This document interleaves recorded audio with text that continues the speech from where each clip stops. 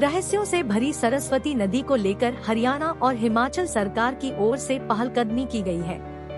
इसके साथ ही अंबाला के सांसद रतनलाल कटारिया ने इस नदी का मामला लोकसभा में उठाते हुए नदी परियोजना के लिए 100 करोड़ रुपए का विशेष पैकेज देने की मांग की है।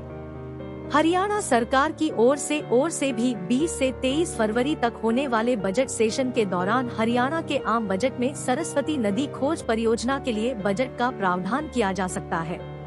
पिछली बार नदी के लिए 388 करोड़ रुपए के बजट का प्रावधान किया गया था।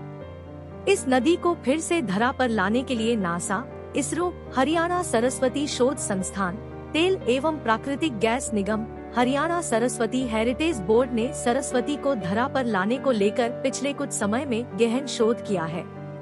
इसके साथ ही हिमाचल और हरियाणा सरकार में पिछले साल हुए एक अहम समझौते के तहत हिमाचल के क्षेत्र में आदिबद्री डैम बनाया जाएगा। 215 करोड़ से यह डैम बनेगा।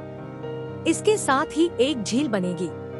पर्यटन की दृष्टि से कालका से कलेसर तक का क्षेत्र बहुत महत्वपूर्ण है। इस नदी को धरा पर प्रवाहित करने के मकसद से ही हरियाणा में 100 कुएं खोदे जाने की योजना है और इसके साथ ही 20 बड़े जलाशय बनाए जाएंगे। दरअसल सरस्वती नदी का जिक्र ऋग्वेद, उपनिषद, रामायण और महाभारत में भी मिलता है। सरस्वती की सभ्यता मोहनजोदड़ो और हड़प्पा से भी पुरानी है।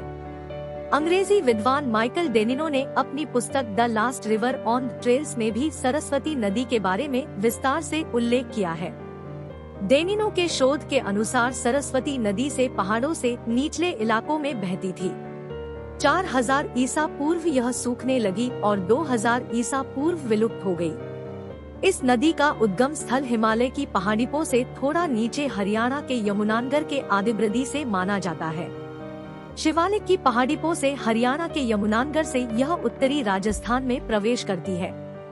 सरस्वती नदी के किनारे बसा था सिरसा। हरसेक द्वारा तैयार नक्शे के अनुसार सरस्वती नदी आदिबद्री से शुरू होकर हरियाणा के कुरुक्षेत्र, कैथल, जींद, फतेहाबाद व सिरसा जिला से होकर राजस्थान में प्रवेश करती है।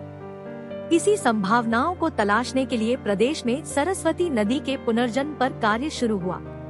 सिरसा शहर कभी सरस्वती नदी के किनारे पर बसा था, इसलिए इसका नाम कभी सरस्वती नगर भी था।